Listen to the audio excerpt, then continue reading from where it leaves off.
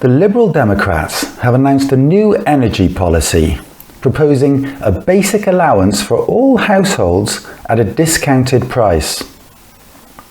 According to the BBC, those with the greatest need would receive an extra allowance of cheap energy and are forecast to save an average of £140 a year, compared to £100 for the majority of households.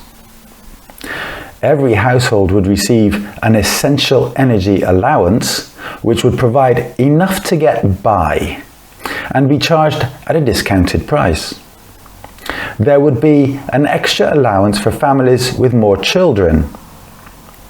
Households that need more help, such as those on the lowest incomes, or with extra needs, such as charging an electric wheelchair or a home ventilator, would receive a discount on all their energy.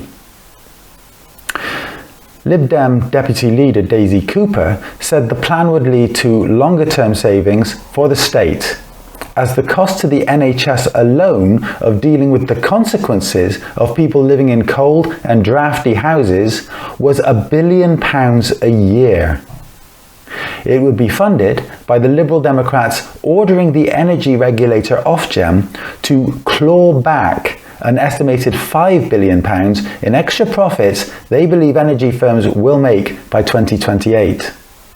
The Liberal Democrats also want families on low incomes to be able to insulate their home and install heat pumps for free.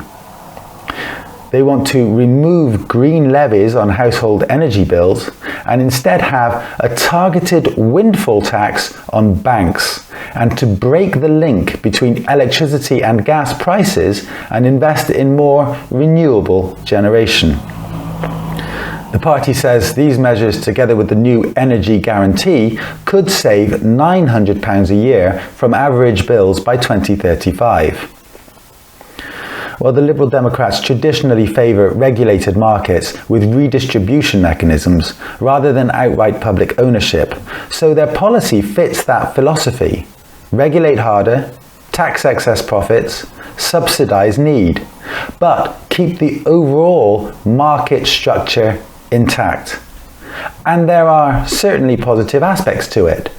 Universal help rather than humiliating means testing. Extra support based on medical need or low income. Recognition that cold homes create wider social costs, especially for the NHS.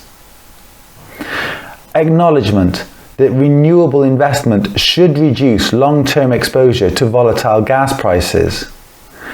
And funding via windfall-style recovery of excess profits rather than cuts elsewhere. Well, it's all good ideas, isn't it? Oh, that's nice.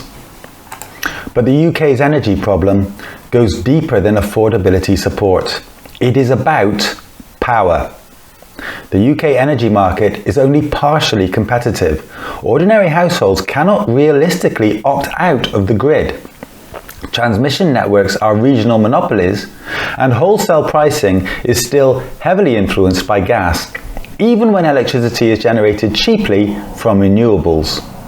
So, even when production costs fall, with solar farms, wind farms, rooftop panels, and record renewable generation, consumers do not see the long-promised consumer dividend, an equivalent reduction in bills.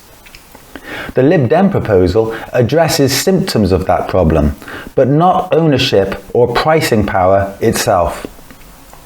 A more structural critique would ask questions like, why are essential energy networks privately owned monopolies at all?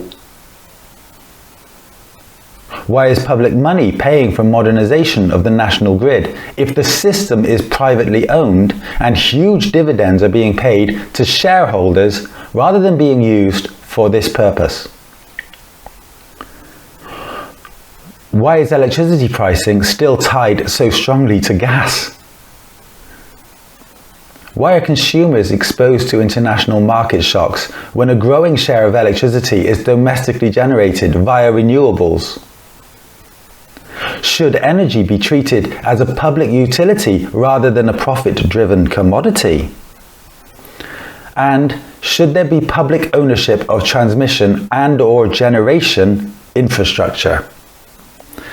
If monopoly power remains untouched, companies can continue extracting high revenues, and governments will forever be both subsidizing investment in the system and inventing compensation schemes to help people survive those prices. This Liberal Democrat offer is a good try, but it is classic sticking plaster politics, to quote Labour Prime Minister Keir Starmer. It doesn't cure the cause of the disease, it just treats the symptom. We deserve better.